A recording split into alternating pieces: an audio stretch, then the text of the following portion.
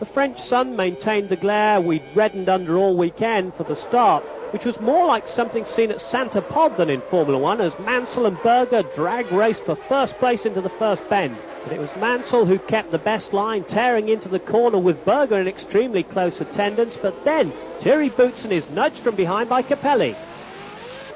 Another new angle from the boys in the onboard camera department. This time we see how the pack are faring behind Bernard's Larousse. But Berger had found a way past Mansell in the curves at the back of the circuit. The Austrian swept on to improve his lead, while his teammate began to harry the Englishman. As the pack streamed into the first bend for the second time, Senna made his move and caught Mansell at the same place Berger had done on lap 1. The sheer power of the Honda engine was now starting to figure. But the French Grand Prix was not a happy one for Thierry Boutsen, because he was out on lap 8 with a broken engine.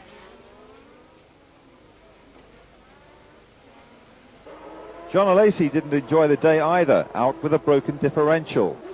Prost decided to stop for tyres on lap 26. The decision cost him a drop from 6th to 8th place, but it was a calculated gamble. While Prost was in the pits, Senna was out on the track taking the lead. Berger took the hint and came into the pits for some fresh grip. 2 laps later, Senna followed his teammate's example. On the next lap, the Ferrari mechanics had a chance to get their hands dirty as Mansell pitted. Back in the race, neither Patrese in the Williams or Capelli in the Leighton House had come into the pits, and as a result they were in first and second place. Capelli, reveling in the new design, then took the lead. Patrese decided it was time for a stop, but it was a bad one. He rejoined the race in 10th position. The Leighton House team could hardly believe their eyes. Non-qualifiers in the last race, now they were first and second, with Prost third and Nannini fourth. For Capelli, it was a brilliant day. He held the lead for a total of 45 laps, longer than anyone in the race.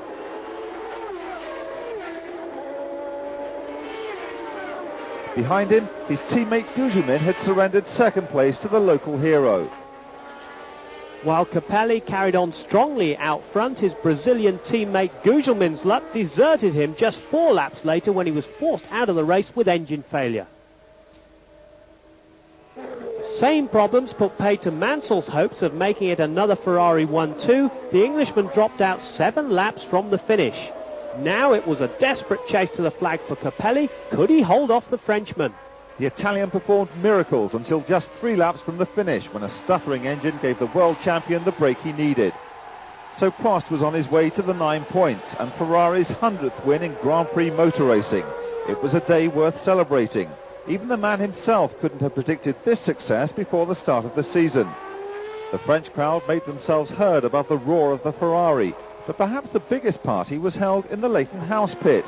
In a dramatic reversal of fortunes, Capelli had come from the doldrums to equal his highest ever finish, having finished second in Japan 2 years previously. But could he have held on for the win? Then at the end, unfortunately, when I was in front of Prost, I had some problem with the oil lights of the engine, and so in the last 2 laps the engine started to have problems, and I'm lucky to finish second. Without that, do you think you could have stayed ahead? Actually, when Prost was behind me and he attacked me, I was actually make a good reaction, because we were together, but he couldn't overtake me. So it's just a matter of power that didn't stay until the end. Is this a turnaround we can expect to see for the rest of the season? I would like, yes. I mean, after Mexico, not qualified here in second place, yes, I would like to come here again next week in Silverstone.